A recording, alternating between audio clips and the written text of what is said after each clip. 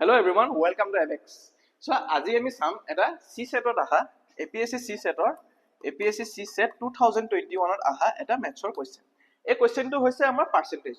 এতিয়া কোৱেশ্চনটো কি কৈছে চোৱা, if the price of an article is decreased by 20% and then the new price is increased by 25%, মানে কি কৈছে এটা প্ৰাইস এটা আছিল, হে প্ৰাইসটো কি হয় মোক এটা ডিস্টিংক্ট প্ৰাইস এটা নাই কোৱা যে এটো প্ৰাইস আছিল যে হে প্ৰাইসটো মোক কমি পেলে 20% হৈ গল, তাৰ পিছত আকৌ নেক্সট প্ৰাইসটো মোক আকৌ 20% 25% মোৰ ইনক্ৰিজ হৈ গল। সো ইয়াত আমি কি কৰিব পাৰো, ইয়াত আমি সাকসেসিভ লগাই দিম। সাকসেসিভত আমাৰ ভ্যালু টকা নপৰে। কিয় নপৰে? কাৰণ সাকসেসিভটো কি হয়, আমি যদি 20% এর ভ্যালুটো ভাঙি দিও মানে 1/5 পাওঁ।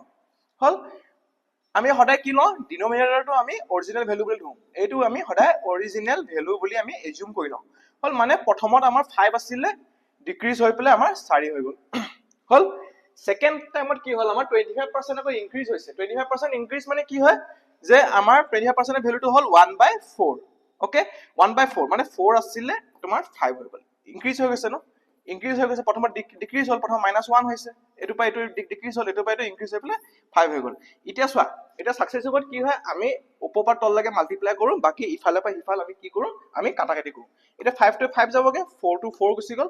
আমাৰ মানে প্ৰথমতে ভ্যালুটো 1 আছিল, মাল্টিপ্লাই কৰিলে 1 into 1 1 আৰু লাষ্টত সেকেন্ডত ভ্যালুটো 1 হৈ গল। মানে আমাৰ কি সুধিছে লাষ্টত, সুধিছে যে what is the net increase in the price বুলি সুধিছে। নেট ইনক্ৰিজ কিমান হল, আমাৰ নেট ইনক্ৰিজ ডিক্ৰিজ কিবা এটা হৈছে জানো, নাই হোৱা ন, কি হৈছে আমাৰ 0% নেট ইনক্ৰিজ ডিক্ৰিজ। এতিয়া ষ্টুডেন্টে কি ভাবে যে ইয়াৰ এটা ভ্যালু নাই দিয়া, ইয়াত এটা ভ্যালু নাই দিয়া, সো আমাৰ আনসাৰটো হ'ব পাৰে cannot be, আমাৰ আনসাৰটো CND মই দি পেলে গুছি আহো বুলি ভাবে। নহয়, আমি যদি সাকসেসিভ লগাও ন, আমাৰ দৰকাৰ নপৰে, আমাৰ ভ্যালু দৰকাৰ নপৰে, কাৰণ আমি প্ৰথমতে আমি এইটো অৰিজিনাল ভ্যালু বুলি ধৰি লওঁ, তাৰ পিছত আমাৰ ইনক্ৰিজ ডিক্ৰিজ ভ্যালুটো ইয়াত লিখি দিও। আমি কি পালো আনসাৰটো 0% ইন্টাৰেষ্ট। ঠিক আছে, থ্যাংক ইউ।